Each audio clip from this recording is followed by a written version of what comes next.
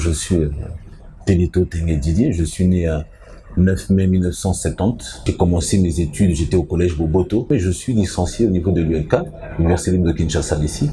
Bourgmestre à Kitambo, de 2008 à 2019. Et puis député provincial en 2018. Et par la suite, ministre provincial de l'Environnement et aussi ministre de l'Intérieur. Alors, au regard de vos fonctions d'État, quels ont été les défis auxquels vous avez dû faire face? Écoutez, la vie est un éternel combat. Personne sur la terre peut me dire que la vie n'est pas un combat. Tout est un éternel combat et vous faites face à ces défis-là, surtout lorsque vous gérez la chose publique. Vous devez constamment vous remettre en question, chose qu'on a eu à faire. Je cite un exemple, la commune de Kintambo lorsqu'on est arrivé. C'était une commune qui était considérée comme une commune abandonnée. Mais on a fini par voir ces résultats. Mais les plus grands défis, c'était surtout bien montrer à la population que nous étions là. Et en tant que gestionnaire de la chose publique, nous avions des devoirs et non des droits. C'est un défi permanent jusqu'encore maintenant. Honorable, vous êtes interfédéral de l'UNC pour la ville de Kinshasa. Alors, quelles sont vos ambitions pour ce parti politique? Redynamiser, rebooster et mettre à sa place le parti qui est l'UNC dans la ville de Kinshasa. Et donc, nous avons évidemment cette ambition d'en faire... pourquoi pas le plus grand parti de la ville de Kinshasa, d'abord pour commencer. Légiférer et contrôler l'action du gouvernement sont les prérogatives devolues aux députés.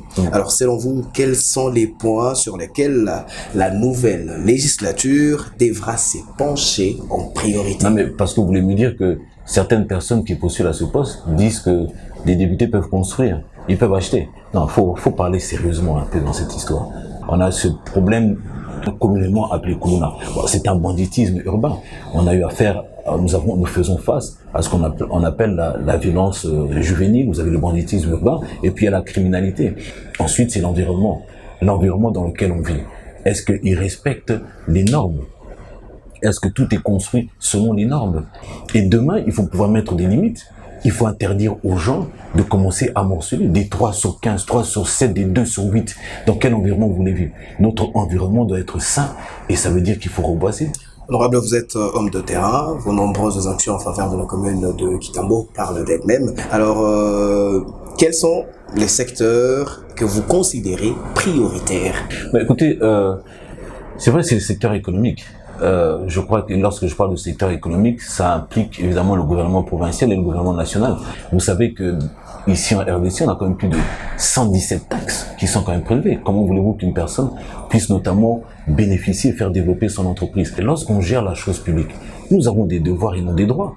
Mais l'aspect que je considère le plus important, qui doit vraiment vivre, c'est la décentralisation. Parce que la décentralisation, pas seulement administrative, mais aussi elle doit être financière. Mais encore faudrait-il que l'autorité qui gère cet espace ou cette entité puisse comprendre exactement quel est son pouvoir et quels sont les atouts qu'elle a entre les mains. Honorable, vous citiez tantôt les problèmes notamment de Kuluna dans la ville de Kinshasa qui bat son plein. Quelles peuvent être les pistes de solutions efficaces pour arriver à bout?